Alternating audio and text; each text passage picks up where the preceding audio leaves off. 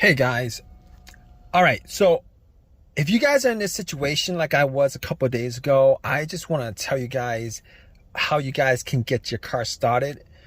So basically this situation is a crank no start issue. So basically my car worked fine for the longest time. I had no issues whatsoever. Battery was good. Haven't had battery issues at all.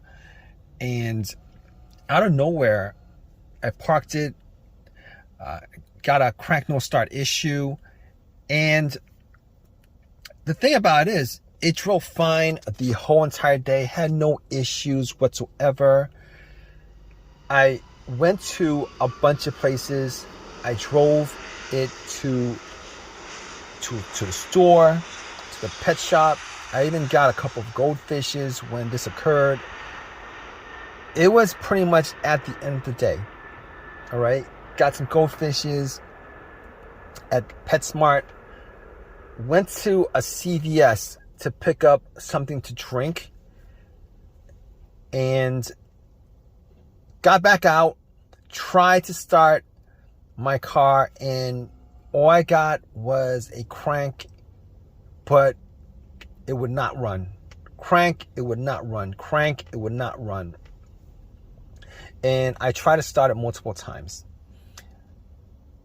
So I was a little bit worried because it's very, very, very warm out. And probably like in the mid 90s. Had some goldfish in a bag. And I was worried that those goldfishes might die. So I was a little bit stressed out with the whole situation.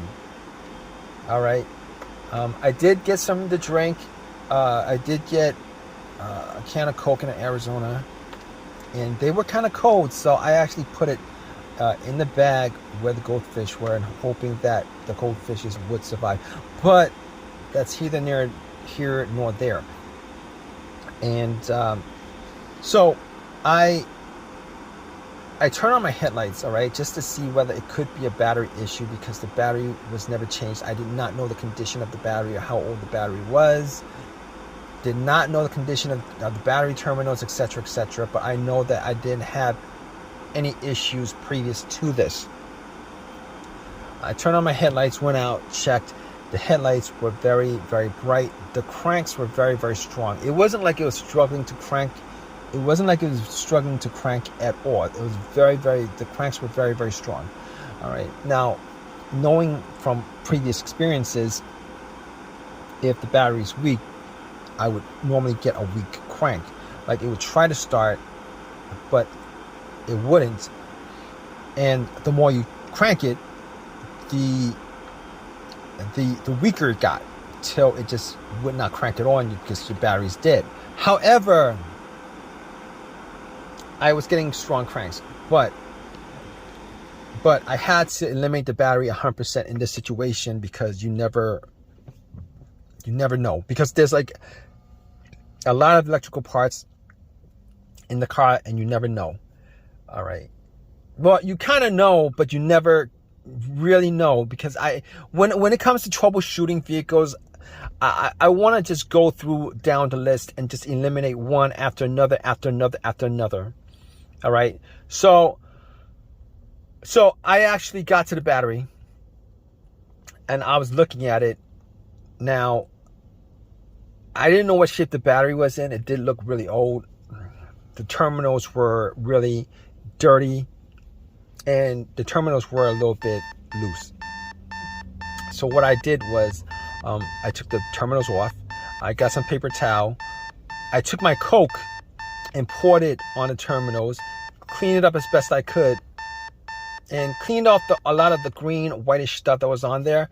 Popped it back on, tried to start it, and did the same thing. Strong crank won't start. It didn't start. Strong crank didn't start. So I was thinking to myself, you know what? I was still getting a strong crank after like cranking it 7 times. And to me, that pretty much says that the battery is pretty good. Even though the battery looked kind of old, pretty old, but it was under the hood. It was the battery, you know, after a while, if you put anything and not look at it after a while, you get dust on it and dirt and all that grime and all that stuff, right? So I was thinking to myself, 90% sure it's not the battery. I can't say 100%. Can never rule out, you can never rule that out unless you're able to get the car started, or are you able to test it out?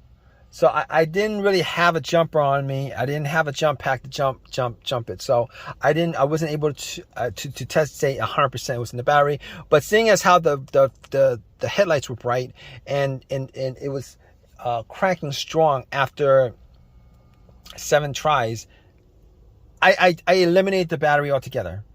All right, I eliminated the battery altogether. Now, I was thinking to myself, with this scenario, it could be a lot of different things, right? It could be the camshaft position sensor, it could be crankshaft position sensor, it could be the throttle position sensor, it could be the mass airflow sensor, because there's like a lot of sensors on the vehicle. It could be a lot of different things. But here's how I was able to eliminate all those things. I was able to eliminate all those things because normally if any of those things were to cause this situation, there would be a check engine light. There would be a check engine light and sometimes the check engine light would be blinking, telling you that it's more of a serious issue. But here's the thing, I did not see a check engine light on the dash. There was no check engine light. I know that 100%. Not that I was checking out for the check engine light being an issue, but I was looking at the dash the whole entire day, glanced here and there, did not see a check engine light on the dash. So I know now I can't rule that out as 100% because I couldn't get the car to start up. Now, if it started up and there was no check engine light, you know, I could say 100% that it wasn't the check engine light. And I didn't have an OBD2 to pop it in to scan it. Did not have an OBD2 to pop it in to scan it. However, I was going to rule that out because I was going through scenarios as best as I can because it was getting pretty warm and my goldfish, my goldfishes were gonna die. So I was like, all right. Should I call AAA? Maybe I could go back into CVS with the goldfish and put it in the in the fridge, you know. But you know, I was like 20 minutes into that, and I had to get something. I had to get something. Well, I was hoping that it was an easy fix. Get something. All right, so I was like thinking to myself, what else could it be besides this? All right. So I checked out the fuses. All right. Checked out the fuses, made sure that, you know, I didn't smell anything that was burnt. I didn't see anything kind of burning on the top of the fuses. And I looked at the fuses and everything looked good. Now, I didn't have a fuse tester to test it out, but just from eyesight, everything looked good. Smell test didn't look like anything burnt out. I did actually check a couple. I think I checked a couple of specific fuses. I'm not, but none of them looked like they were bad.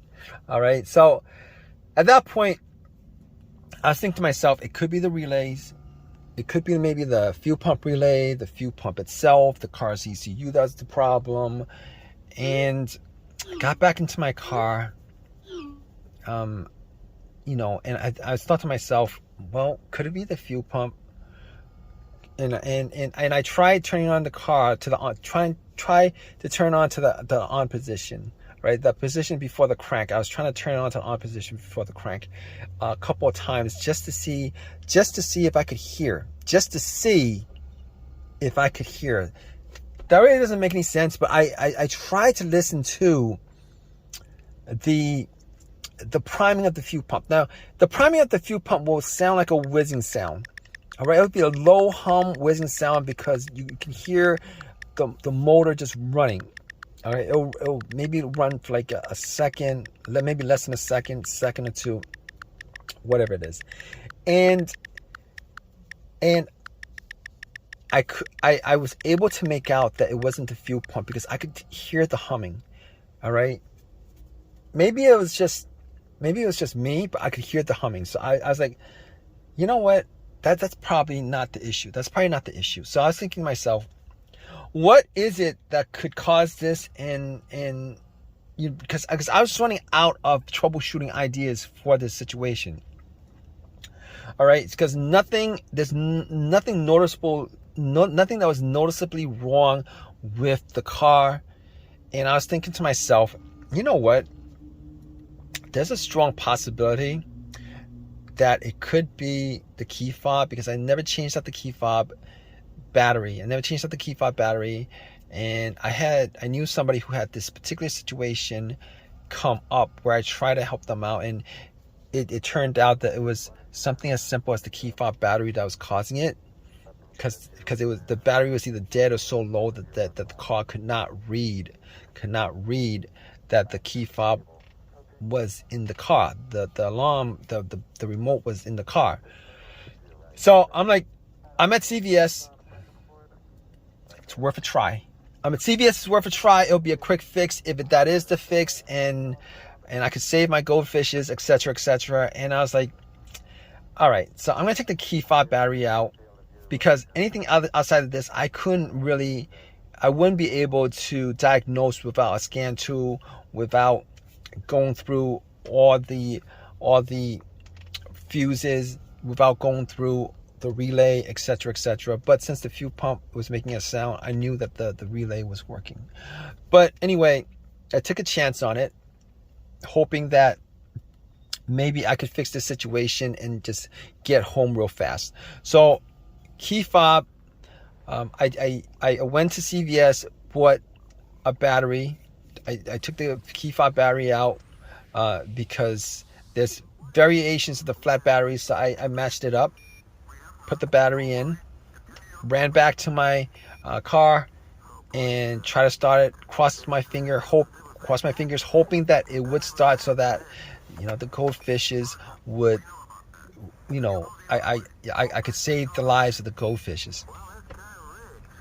And get my car started without having to put in any more money outside of the $6 or $7 that I spent on the battery. And I turned it on. I tried to crank it. It cranked and it turned on. It cranked and it turned on, guys.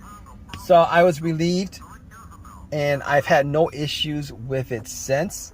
I was relieved. I had no issues with it ever since. And it's been a couple of days. I know for a fact that it is the battery, the fat battery and the key fob that's the problem. And I'm hoping that if you guys are in this situation, you guys probably are in one of these kind of situations where you have a crank no start, and you guys are trying to find a solution for it. I'm hoping that you guys